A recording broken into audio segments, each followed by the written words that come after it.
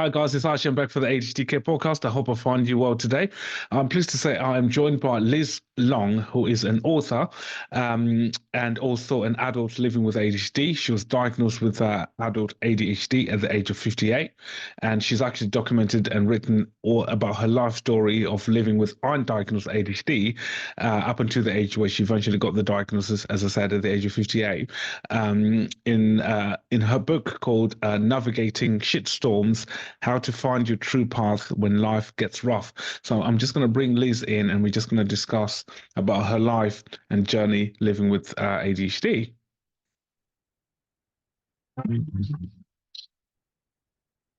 Hello. Hey, good morning. Hi there. Well, it's afternoon here. Where are you? I'm in the UK. I'm in just outside of London. Ah, right. Well, it's very early morning here on the west coast of Canada. Oh, wow. Amazing. Amazing. Nice to meet you. I'm Archie. Likewise. Yeah, and welcome to our podcast. And yeah, we're thrilled to have you as our guest. Thanks, Archie. I'm happy to be here. Good morning. Amazing. So, yeah, um, I was just introducing you just before I brought you on, just in terms of like, because I know you got a diagnosis of ADHD at the age of 58. Is That's that correct? correct. Amazing.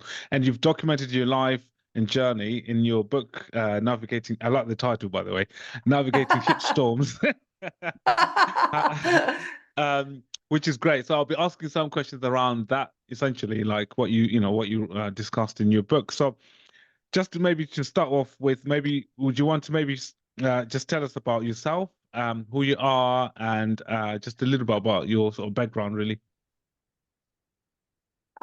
Sure. I'm a mother of two adult boys. I live on the west coast of Canada, and I'm embracing a new career as a mental health advocate. It's interesting the twists and turns that life takes. My book, Navigating Shitstorms, was published in last summer in August, and currently writing a companion guidebook for readers to reflect and apply some of the concepts from the book to their own life and experiences. Amazing. So would you mind sharing us what led to you getting the diagnosis, particularly a late diagnosis at the age of 58? Yeah, the way it came about was actually just a fluke, Archie. I was having a conversation with a really great friend of mine, and she works with a millennial who has ADHD, and she wasn't complaining per se, but she was expressing some frustration around some behaviors of this person and how it impacted their collaboration and the things she was telling me that this person was doing. I kind of said, "Hey, wait a sec. I do that." And then she said something else. And I was like, I do that too. And we were just joking and laughing. And she said, "Well, maybe you have ADHD too." And I said, "Huh, maybe I do." So, of course, my first reaction, as for most people's these days, is get on the computer and Dr. Google ADHD. And Yep. I took, I don't know how many, 4 or 5 different online assessments, and the results all came in anywhere between about 65 and 95% affirmative. And the next step, of course, I called my doctor and did an assessment with him. And then he confirmed that the diagnosis, referred me to a psychiatrist, and it went from there. But I was 58 years old, and I had, you know, lived and functioned uh, and did all the adulting things without knowing or without having that label. Wow. So in terms of time frames, how long ago was that when you had the diagnosis? That was 3 years ago. Right. Sorry. Three and a half years ago. Yeah. Okay. I wasn't trying to work out your age by me No, no, asking it's that okay. question, by the I'm way. going to be 62 in a couple weeks. Okay. Um, so amazing. When you eventually got the diagnosis, what were your immediate emotions when you received when the doctor confirmed it? You know what, Archie? I think Partly, excuse me, partly because of the age I was. At first I was a little shocked and a little taken aback, and I'm not a big fan of labels, and especially ones, labels always carry a connotation that's a judgment, that's either it's good or it's bad. There's not a whole lot of in between when it comes to labels. And ADHD in my mind is bad, right? So at first I was like, oh my gosh, no. And then when I sat with it for a little bit, the the overwhelming feeling for me was actually relief. And that's because the things I struggled with for my whole life, the story I made up in my head was that there was something fundamentally wrong with me, that there was something deficient, that my brain didn't work, my memory didn't work, my organizational skills were shit. And I thought that I didn't know. So when you don't know, you make up stories. So to have at least an explanation for some of the things that were big challenges for me was a big relief. And moving on to your book, so navigating shitstorms. What inspired you to come up with that title? Which, as I said, it's amazing, very catchy. And how does that relate to your own life story and journey? Well, the title was a many month long process and required the collaboration of a lot of people. I actually delayed the publication date for my book because we couldn't come up with a title that I was happy with. The working title for my book was Victim Town, an unavoidable destination and the gifts it offers. And I knew that would never be the final title because nobody will understand what Victim Town is until they read Yeah, the book.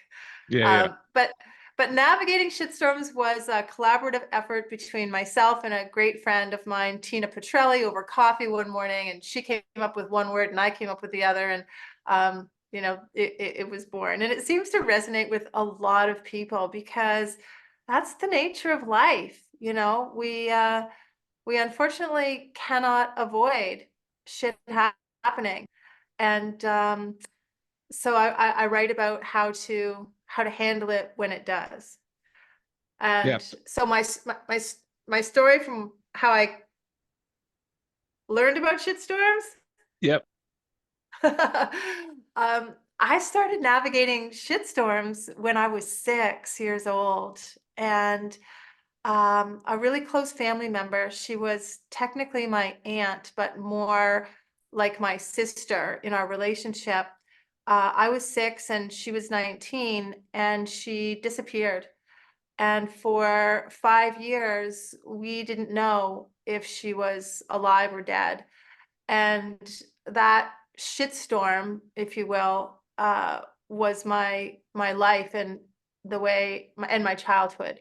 So my mother stepped into the role of managing police detectives and private investigators because my grandmother was um, very sick with grief psychosis, and then my grandfather had a massive stroke. And so our home was the hub of the police and the psychics and the investigators and all that shit. So Mm, yeah. For anyone out there, and I think a lot of people with ADHD can relate to that term, navigating shitstorms. Would you want to break it down for some of our listeners that might not be fully aware or understand exactly what you mean by that? sorry, you cut out just a little bit. Can you Oh, ask sorry. the Yeah, question again, yeah. I was please? just asking about the title, navigating shitstorms, and I'm saying just for most people that have ADHD, or most people who've had challenges, one way or the other. It could be mental well-being challenges. It could be, in this case, obviously ADHD. We can relate to that term.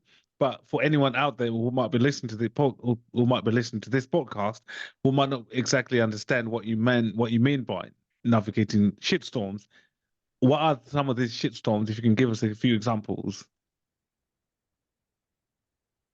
Well, so my mental health caught up to me in 2020, and I was seriously depressed and with suicidal ideation. I checked myself into a private facility for for depression for inpatient treatment. And I stayed there for a couple of months, and it was only there for the first time that I made the connection between what happened in my childhood to how I was faring as an adult. And many months later, when I was home and integrating back into the world and decided that I was going to write a book and share my story, I started researching about childhood trauma. And the thing that surprised me the most was that the most indicative factor as to how we fared as an adult was not the severity of what happened to us as a child. It was how we responded to it and the meaning that we made up about it. So in navigating shitstorms, I talk a lot about the voices in our head. I mean, we all have that internal dialogue, and there's typically one voice that says really shitty things. You know, you're not smart enough to do that. Who do you think you are? People are going to laugh. You can't ask that question. You're going to sound stupid. All those kinds of things. And the voice that talks back to it, if we hear it and tune in, it's a voice that we were all born with, and I call it our heart voice. And the thing about shit happening is that, and I said this at the beginning, we can't ever stop it. We can't stop anything that other people do or say, or we can't control the world, but we do have a choice as to how we think about it, the meaning we attach to it. And every single human is born with things about their body that are beneficial and advantageous. And we also all have things about our physical body that are challenges, right? And that's just the way we were born. But we have a choice as to what we think that means, you know? Yeah, no, completely understand. And I think one thing that you mentioned about yourself, that you felt that your needs weren't important when you were young. And Yeah. I'm interested into working out how that then influenced your behavior as you were growing up. I identify in my book what I call the three shitty beliefs, and they're made up beliefs, and all children have to make up what things mean. And without the influence of emotionally intelligent adults in their world, which unfortunately today is still the case, but certainly back in the 60s, it was probably even more prevalent. We make up what things mean. And the three shitty beliefs are: one, my needs are not important; two, I am not lovable; and the third one is that the world is unsafe. Children that believe that their needs are not important, or at least not as important as other people's needs, right? Then, which is understandable in my case, because for 5 years there was a crisis in our house, and there was nothing more important than finding Linda, and everything revolved around searching for Linda. And so anything I needed obviously got pushed to the side.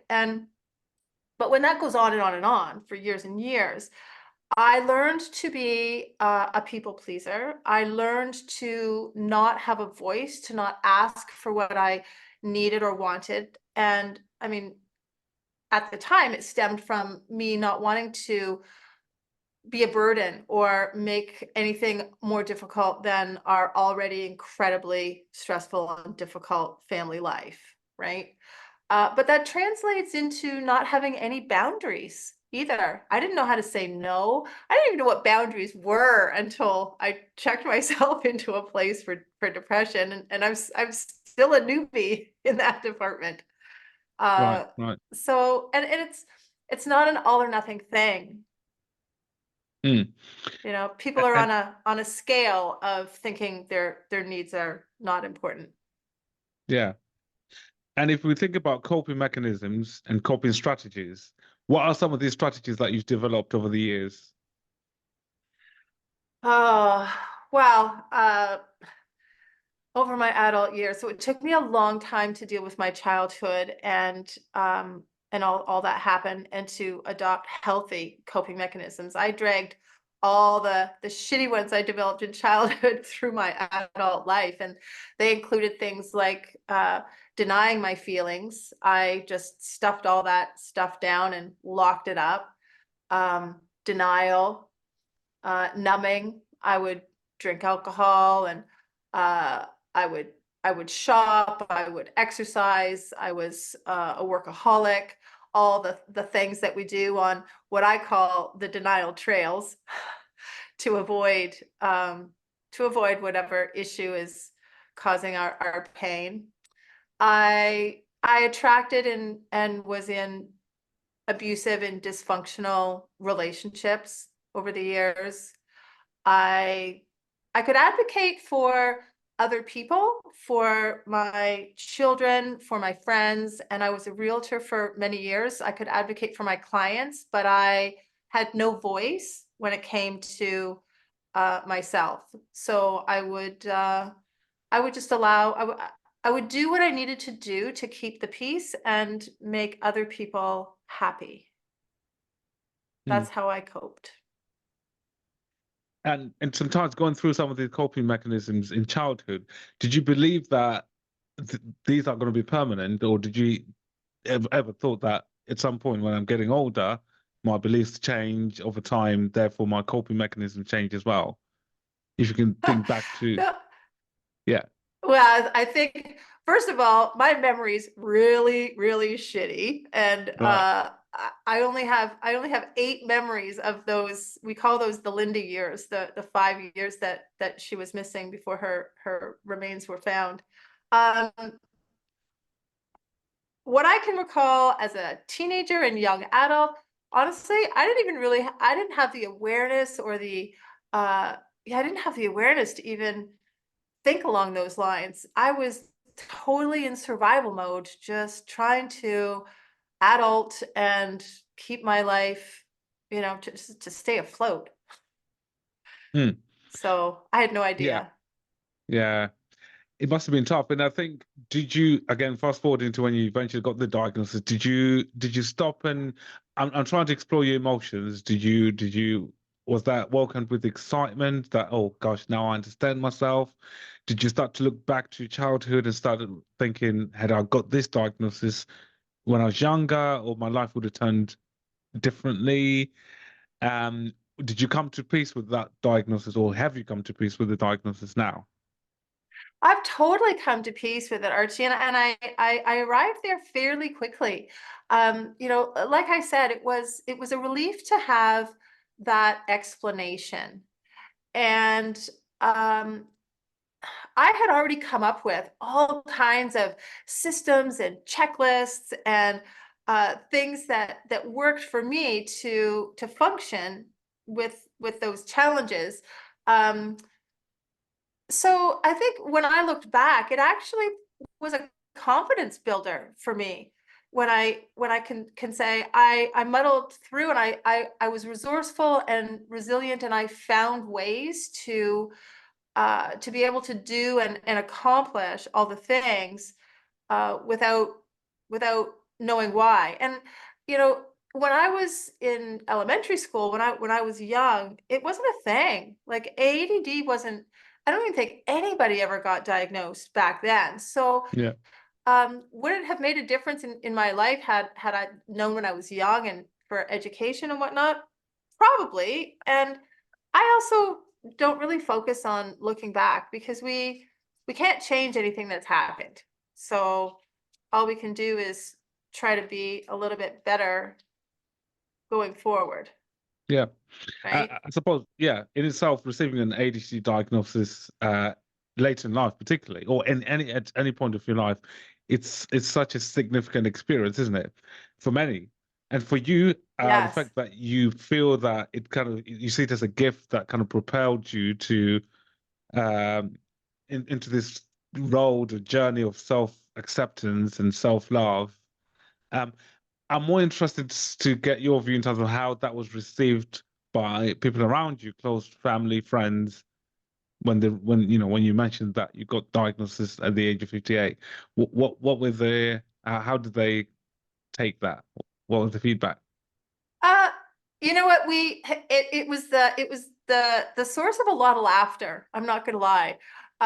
Because when they would think back and they would objectively be able to comment on some of my behaviors and experiences, they would laugh and go, "Oh, that makes a lot of sense." Right. You know? And yet, and they'd say, "And you just you carried on." But it explained some things for sure. And yeah, it was a positive thing. And I think too, and it's not a it's a mainstream, I don't know what you call it, a condition, a state, I don't want to call it an illness or a disability. It's just, that's why I don't really like labels, but it is what it is, right? And I think the more that we talk about it and share, then we realize we're not alone.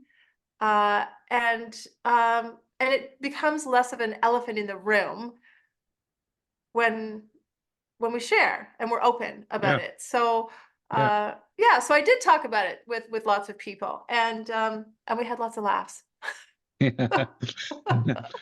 Yeah, I'm sure you did as well.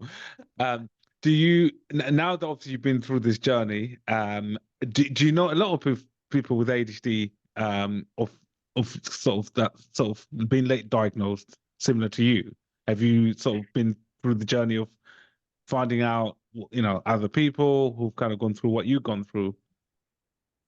Yeah, of course. I think that's the way the energy flows and the universe works. And so I included that bit in my book about the diagnosis. And so readers will comment that they also got diagnosed later in life. And I think particularly for my age, that like I said, nobody was doing those assessments when we were in elementary school. Teachers, it wasn't even on their radar, so to speak. So and then once you're out of the elementary school, then at least for the education system where I was raised, teachers don't have that individual focus on their students. And so the opportunity for any identification of that has passed. Um so yeah, the later in life is all kind of like really later in life, right? And yes, some people that I know have come forward only after I was open and said, "Oh yeah, me too, but I was afraid to tell anybody." And I was Right. like, Yeah. "Oh, Yeah. right, not a big Yeah. deal, is Yeah, yeah." and it just goes to show how ADHD is still quite misunderstood. This is something that we've spoken a lot about on this podcast as well. And I'm sure you can, from when you first, I don't know what your views were or understanding of ADHD was before you obviously went through the journey yourself. How much understanding did you have of it, or what did you know much about of the ADHD? I didn't know a lot about it, to be honest, Archie. Uh, I saw other children, and the ones that I was aware that had it were, excuse me, were boys. And what was really evident to me was the hyper part of the ADHD, the inability to sit still, the fidgeting, the really unfocused, kind of scattered behavior. And I didn't really have the hyper part of it. Um, no, I had a very surface level knowledge. Hmm. Yeah. Yeah. And even today, I haven't done a ton of research about it because, quite frankly, I've gotten along so far in to this age in my life. And I raised two children on my own, and I had a business, and I owned a house, and I had a lot of checklists. I mean, Excel became my best friend. That's how. And I have alarms, and I have my all my systems that are very complicated, and subsystems uh that are the foundation for me to be able to do all the things required to be an adult in today's world with the brain I have. Yeah. So I've kind of already found my way through before I got diagnosed. So I didn't and Yeah. haven't really delved too much into the, what it actually means. For anyone again who might be listening to this podcast who hasn't actually gone through the assessment or been diagnosed or actually thought about, maybe they might have undiagnosed ADHD, similar to you. If you were able to describe to us some of the daily challenges you were facing or you're still facing even now, um, of living with ADHD. I know you said you've got systems in place, you've got lists and checklists, reminders and things, but what are some of the challenges that you face on a day-to-day because of the ADHD? Well, I have an old school planner, like a day planner that you write in and has pages. I couldn't use anything electronically. And honestly, if I lost that, I would not be able to function. I would be a wreck. I keep track of everything in that. And focus is a problem. Sometimes when I sit down, I get distracted and I start into something else, and then I go down that hole for a bit, and then I see something else and I go over there and do that for a little bit. So it takes I set some timers, and I so the focus is, I think, just a way that it's always been for me, is still a challenge. I can execute a plan, but I need to have the plan. And so coming up with the plan, the system, the checklist, if you will, for whatever it is I need to accomplish, I know I have to do that first. And I enlist some of my friends to keep me accountable for different things. So they check in sometimes, and I do the same for them. They might probably do a little bit more work for me than I do for them, but Right, I'm very right. fortunate that way. Yeah. um, in terms of personal growth, what is the diagnosis of ADHD given you? Like, what would you say are some of the things that it's brought to you in your life since receiving that diagnosis?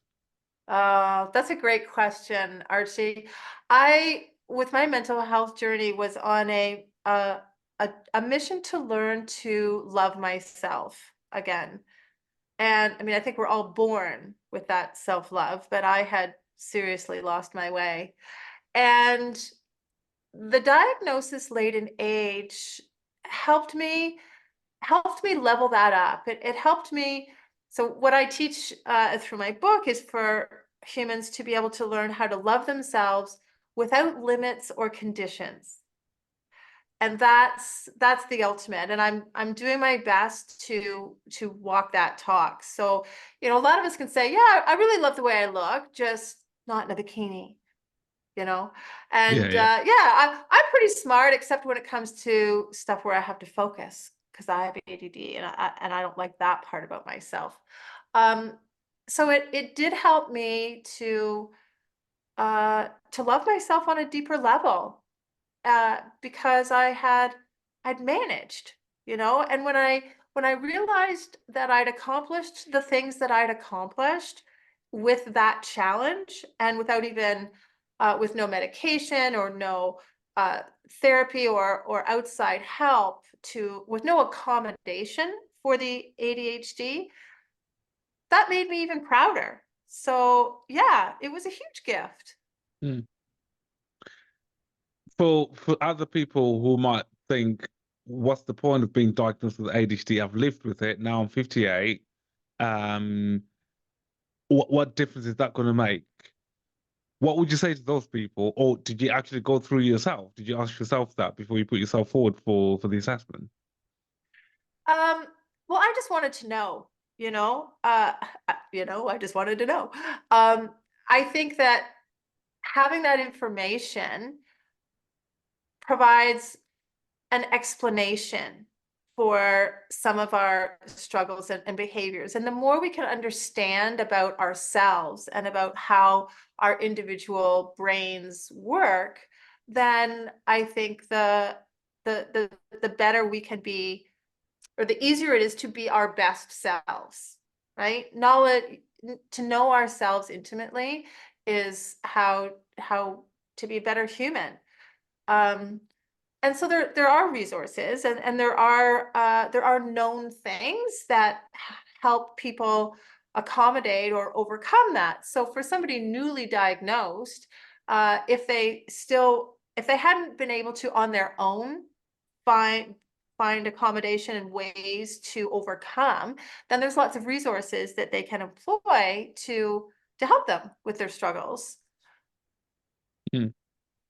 Yeah, it's something that I often hear some people say. Not even like in later on in their lives. Some adults, they could be in their 40s, who have grown up, maybe displaying traits that might be seen as ADHD, but have felt, I've lived my life. I've got a job, family, I'm functioning to some extent, and they've been more reluctant to kind of put themselves forward for an assessment. And for you, yeah, it sounds like more understanding yourself, which is, I think, is very key. Because sometimes you can live a life and think and just accept and say, this is who I am. But as much as you think you're coping to others, or you might be struggling, and you haven't actually realized that you're struggling. Yeah, yes, well Yeah, said. Very well yeah. said. And I think that it depends on the person, and we're all so unique. It depends on the person's motivation to learn and grow and become a better human. And a lot of people are quite content to be stagnant and just float along and not change, right? But that's not me. I've always been not pushing necessarily, but seeking and striving to learn more, to just to be a better human, to be the best that I can be. Yeah, yeah, yeah. In your book again, you emphasize about the power of acceptance, self-love, also mentioning about the stating the healing from childhood. Um, you don't necessarily call it trauma, but I think you can call it experience or stuff. Um, and how that's very important because sometimes people can be still hung up on their childhood experience and not being able to move on from that, and that can influence how you are and how you view life, yourself, the world as an adult. What advice would you Yeah. what advice would you give to anyone listening in terms of going through the same path as what you went through in terms of like self-acceptance and self-love, particularly those with ADHD? I think that every single adult that's struggling with anything emotionally or wondering, is this all there is to life? Just not happy. It relates to something back from your childhood, 100%. It may take a while to make that connection. And that's okay. It's never too late. Took me 58 years to make that connection. Mm, I think the most important thing we can do with our lives is to learn to love ourselves. That's that's the foundation. I think that's the purpose of life. And for people for people with ADHD, just to accept that that's part of who they are and what makes them them. I mean, every single human has some physical or intellectual or emotional thing about their bodies that's challenging. And it's not a contest, and comparing is not useful either. I mean, I think the goal is to do the best that we can with the resources we have available. And the more we understand and are aware, then I think and the more we look after ourselves, that's the biggest resource we have is what I call heart voice power. And that comes from feeling all our feelings and truly looking after and valuing ourselves first. Because when we're full of heart voice power and full of love, then we have enough that we can share with the world. We can mm, we can be kind, we can be patient, we can share all of our valuable resources, our time and our bodies and, our things as well. But we have to be full first Mm. in I order think to your do that. story, yeah, I think your journey, your story underscores, there's two things that pops into my head. Resilience, clearly, you can tell from how you described yourself and your journey, self-discovery, what you went through, and also embracing yourself and acceptance. Yeah. Yeah, and how do you hope that that journey that you went through and your insight would impact on others that might be going through the same thing, particularly those with ADHD, particularly thinking about what I've just mentioned there, resilience, self-discovery, and embracing yourself, acceptance, basically. I would invite people to give themselves a little grace and to extend to themselves the same compassion that they would extend to their best friend. If it was their best friend that had that diagnosis, what would they say to that friend? How would they support them? And I would encourage them to treat themselves exactly the same way. It's easier to be kinder and more understanding to other people than it is to ourselves, right? And that stems back to the my needs aren't as important as other people's, right? I'm not as valuable as somebody else. And that's just, it's not true. And if we listen to the voice from our heart that is founded in love instead of fear, we can feel that truth in our bodies. Where are you in your journey post-diagnosis now? We are sort of 3, 4 years in since you got the diagnosis. What's been the journey since? And where are you now? We've discussed about the journey since, but where are you now with your journey? In what respect? With the ADHD? With ADHD, sorry, yeah. Just Yeah, yeah, yeah, with yeah. yeah. Not much is really, well, the only thing that's changed is I do have a prescription, and I don't take a pill every single day. If I have a heavy workload and I want to sit down and do some intensely focused work, I I will take a prescription pill to help keep me focused. I also really uh, enjoy the supplement called Lion's Mane, and that also helps me just helps me stay less chaotic in my head. And again, I don't take that on a daily basis either. Um, I haven't done a lot of research, but I am aware that there's a significant connection between nutrition and brain health and ADHD. And so I have a newfound awareness on cleaner eating. And I still rely on all my same systems and checklists. Wow. And is that benefiting you? Like the use of the list and all of this, the things you mentioned, is that having an impact, do you feel? Yeah, yeah, Yeah, yeah, everything's great. yeah. Um, what's keeping you busy? I know you talked about like, when you have to sit down and do some focus. Are you currently working? What are you doing at the moment? I'm full-time on this new trajectory of mental health advocacy and producing a guidebook. So hopefully that will be to market in a few months. And I am doing all the marketing for my book. So I'm a one-person show, Archie. So I wear Wow. a lot of different hats. Wow. Yes. Wow. Very Yes, impressive. social media, marketing, doing podcasts, doing book signing events. Yeah, all of the things. Yeah. So this is your first ever publication that you It put out. is. Yeah. Yes, it was Wow. not something that was ever on my bucket list. I didn't go to school for journalism. I never thought, oh, one day I'll write a book.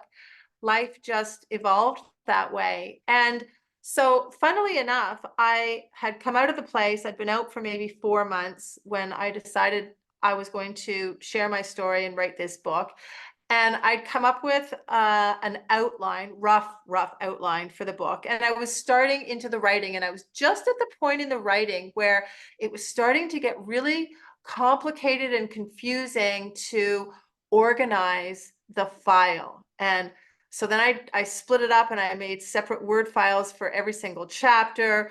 But then I was working with somebody who wanted to see them, and the organization, the plan for that for my brain was about to explode. And that was exactly the time that I got my diagnosis. And I was like, Okay. oh, okay, this makes more sense now. And, I was getting so frustrated with trying to manage. I mean, my finished book is, I think 60 or 62,000 words. I mean, it's a lot of pages, and it's a big document to manage and to navigate through. And right at the time where I was getting so frustrated, literally I was about to throw my laptop in the lake because, that's one of my coping mechanisms is I just door slam that shit, right?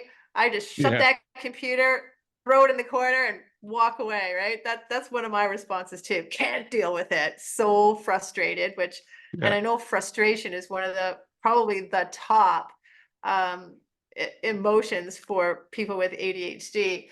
And Yeah. so the diagnosis actually came. Wow, I'm just making this connection. This is so cool, Archie. The diagnosis came at that precise moment when I was so frustrated that I honestly, I I was on the verge. I might have packed it in entirely, but that diagnosis gave me a reason to pause for a minute and to be a little bit more understanding and gentle with myself, right? And to give myself a little bit of grace about how I was going to work through this frustration. And because I'd never done it before, I didn't have a system for it. I didn't have a checklist for it. I had nothing. I didn't have a foundation for it. And wow, this is a huge aha moment for me. That diagnosis might have been what saved my book. Wow.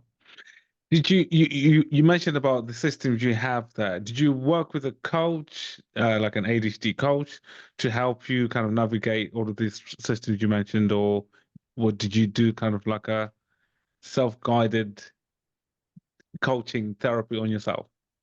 Um, I didn't work with anybody who was trained in ADHD therapy. What I did do for my book, though, is I signed up with a woman who was referred to me and runs a workshop, like a 4-month, very comprehensive 4-month workshop to help authors produce nonfiction books. And her program provided a lot of the structure and the guidance and the education and the information about writing books and publishing and all of that, and accountability as well. So she wasn't aware I had ADHD, but she not helped, she gave me the plan for how to approach writing the book. So that was key for me to have the checklist, the plan, right? So yes, I did sign up for that.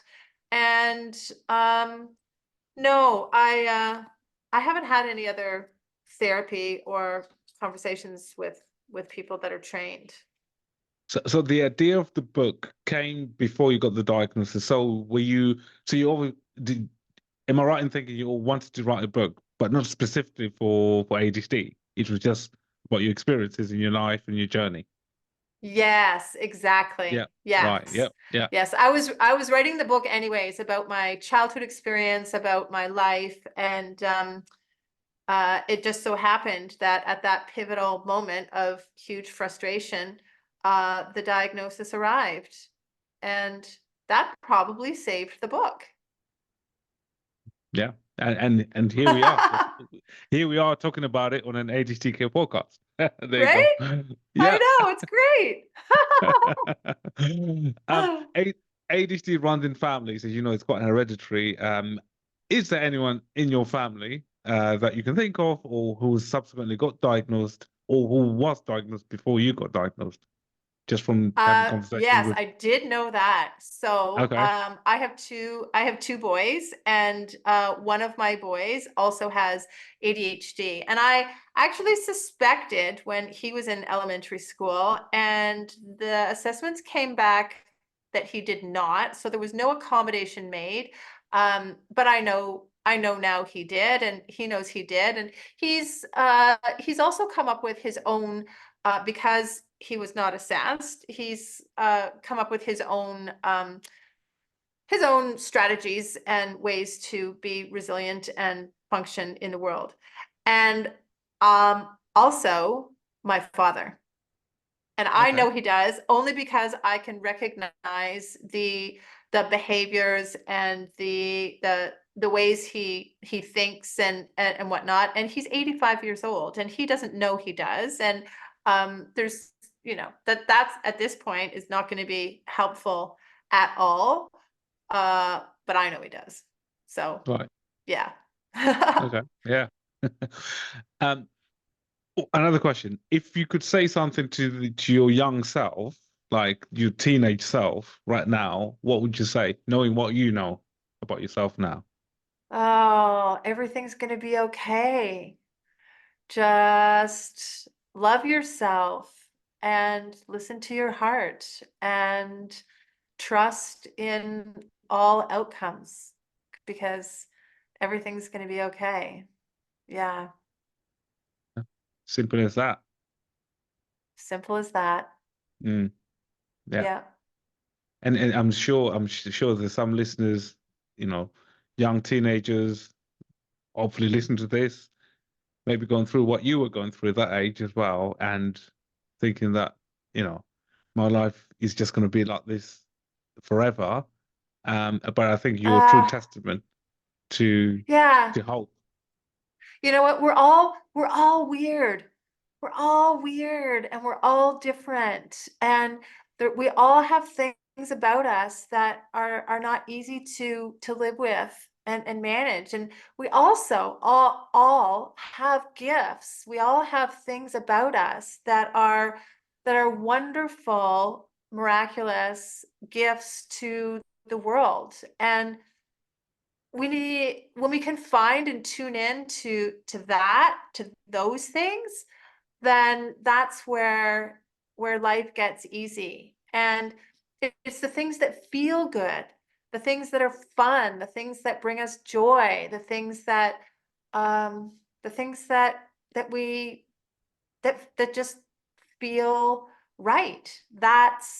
That's what we need to be doing more of, and that's how we'll find true connection with other people and true belonging, uh, just by being ourselves, being as much of ourselves as we can possibly be, and not trying to change or cover up any parts of us. I mean, not to say that we don't want to improve ourselves, because I'm all about that, while at the same time loving all the weird and less than perfect and challenging parts of myself too, Hmm. right? Those words that you mentioned, or in the book as well, self-love, acceptance, that they're quite powerful, aren't they? Because that is kind of summarizes what you've just mentioned there. And I think we have to Yeah, be gentle and kind to ourselves. Um, yeah, yeah, yeah, yeah, yeah. yeah. Um, if anyone wants to read your book, where can they find the book? Navigating Shitstorms is available on Amazon. You can get it as an ebook, Kindle, also on Audible if you prefer to listen to it. And in all the indie bookstores, if they don't have it in stock, they can order it in for you. Excellent. Do you have any social media, website people can find you? Yeah, thanks, Archie. If people want to stay in touch, I do put out an email. And okay, so here's an ADD thing. It's sporadic. It's not a weekly or monthly. It's not a big newsletter. And you know, the voice in my head says, oh, you have to be consistent. People need to know what to expect. And my ADHD brain won't let me do that. So I send something out. You know, sometimes there's 2 in a month. Sometimes it goes months without anything. But you can sign up to stay in touch and see that at lizlongwrites.com. And my social media handles, Instagram is Navigating Shitstorms, along with Facebook. And I also have a new YouTube channel, and it's also called Navigating Shitstorms. Yeah. Just say it like it is. I like that title. It just pretty much summarizes everything that you're describing there. So it's great. Finally, for those any of our listeners who are kind of maybe relating or can relate to some of the stories that you mentioned and what you went through, what message of hope and encouragement would you like to leave them today? I would like for them to know, to really, really know that they are more than enough and they are perfect exactly the way they are. Every human is. Um, I call it intrinsic human value. And that's not something that anybody else can weigh in on. Every human is just as valuable, regardless of how our bodies look, regardless of how our brain is developed, regardless of literally anything about our physical, mental, spiritual being. We're Um, all valuable. yeah, you know, thanks for sharing your story, your journey, particularly everything that you went through. You've shed light on the complexity of adult ADHD and how you've lived and navigated through it from teenage all the way to when you eventually got diagnosed at the age of 58. You're offering hope, inspiration to so many people out there. Your message about resilience, self-discovery, and self-love is obviously very empowering as well. So I'm sure and I'm hoping that it resonates with people listening. Thanks, Archie. It was really fun to be here and meet you and have this conversation. And yeah, I'm I sure really enjoyed it. your Yeah. listeners will take something away too. It Are was an you honor. of course, absolutely. Do you give talks? Do you speak at conferences and things like that at all? I'm working on it. You know, I took some public speaking training, and I'm going to try it out and see if I like it. I have a feeling that I might. And if I do really like it, then I'm going to do more of that. So I'm looking for opportunities where it's not overwhelming. I'm not prepared to take on a full 60-minute keynote. But a half-hour talk or a workshopy thing, yes, I would like to try it out. And and give it a whirl for I'll give it a dozen tries, and if I'm terrible at it or I hate it or it's not for me, then I'm not going to do it, but we'll see, quite Yeah, possibly. yeah. I might see you at the CHAD conference, the International Conference on ADHD in the US. I don't know if you are aware of that, but there is I'm an not. oh, you're not? Okay. So there's a conference that happens I'm gonna every look it year. up. It's called Yeah. CHAD, so CHADD. That's the organization that organizes it. It's called Okay. International Conference on ADHD. It happens annually, and they move around different states in the US. Last year was in Baltimore, Maryland. Before that was in Dallas, and this year it's going to be in California, and they are Oh. open to accepting people to come and talk. So there's different like speakers that they have. They have the keynote speakers, and then they have people that will be in kind of small breakouts, workshops, that type of thing. Yeah, that's probably a good opportunity for you to link in with that. I can send you details if you want. I can send you emails and stuff, and I can introduce you to some of the organizers if you are interested in. You can actually come in just as an attendee. You don't have to be presenting. But I met a few people from Canada last year, and yeah, it was definitely good. So it's a good platform to be in and to link and connect and network and things. Thank you. Archie, that sounds really, really interesting. I would love it Yeah, if you would send me that email I and make will. an introduction. If it fits into my schedule, I will apply to do a short talk. That'll be my first, maybe. Yeah, and they do book signings as well there as well. And you can have your store with your book, and people people can come and hear about your book and things, and you can sell your book there. You can sign your book, all of that. So yeah, it's attended by Yeah. everyone across the world. So yeah, it's a really really good place to be, and it's all ADHD, Wow. and it's over Yeah. 3 days as well. It happens in June, November time usually.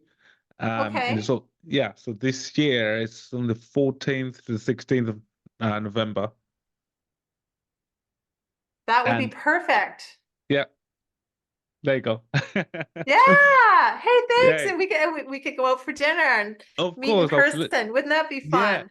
excellent. Yeah, absolutely. Yeah, absolutely. It'd be nice to meet you in person and yeah, get to know you a bit more and find out more about your amazing work and your book as well. So I'll be going to the one this year. So yeah, I'm hoping I might see you there if it works for you. Wonderful.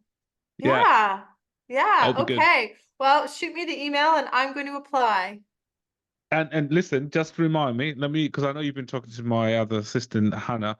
Let me just take your email again. So it is, do I have it on here? Liz Yeah. at Liz Long, LIZLONG, writes, WRITES.com. So Liz at lizlongwrites.com. Correct. Excellent. Amazing. Yeah. I'll drop you the email with more details about that, about the conference. Fantastic. Excellent. Nice to meet Yeah. you. Absolutely enjoyed chatting to you and finding out more about you. And I'm hoping our listeners also, found this talk quite useful as well. If they want, I'll put the link of where they can find the book, as you said, Amazon, in the podcast description, and also your kind of social media uh, handles, links, and website as well in there. Thank you. That would be lovely. Can I ask you a question? Yeah, go on. So I'm curious, it's two questions. Do you also have ADHD, and how did you come to be doing what you're doing, this podcast and this focus? Um, First question, I don't have ADHD. What made me go into this? So I'm a clinician, so I assess, Okay, diagnose, see people with ADHD. I've been working in this field for such a long time now, 15 years, I think, specializing okay, in ADHD. So I see children, adults, young people. Um, Personally, I have a son who has ADHD. So, okay. but even before I had it, I was already working in the field. I'm very passionate about neurodiversity. Um, Hence why I set up this podcast because it links in nicely with my clinical work, but Yep, two, it's got a mission to it. I like to make change. I want to spread the word out there because I think there's a lot of misinformation around ADHD, and I'm trying to change yep, that narrative. So when I'm doing conferences like the one I mentioned to you before, I'll be actually recording a podcast there. So I'm literally like walking around interviewing people, and I love that. And that's kind of like a personal mission that I have.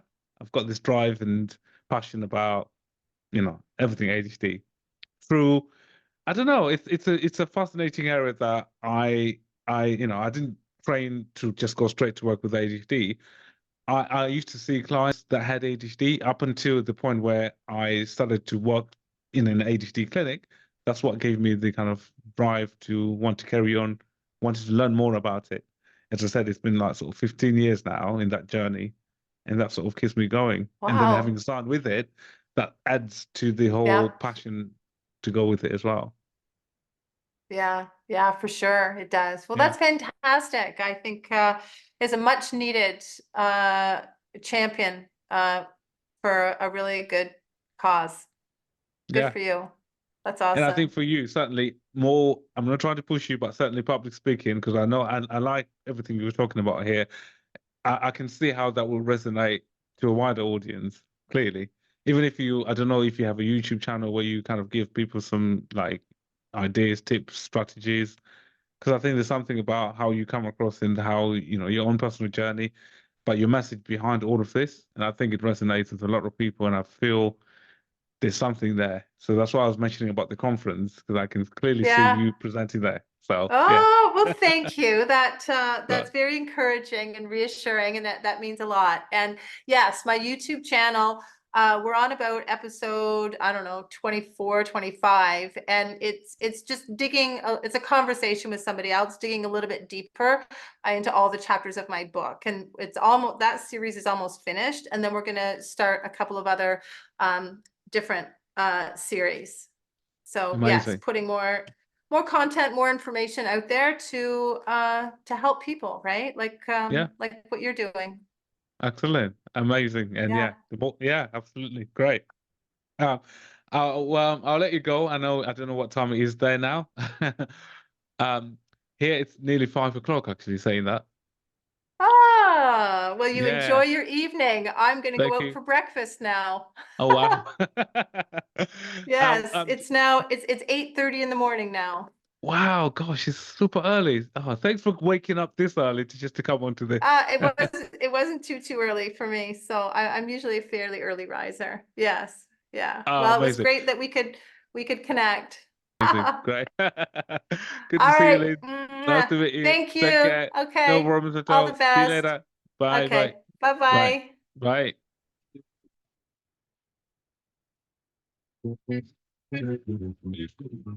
bye.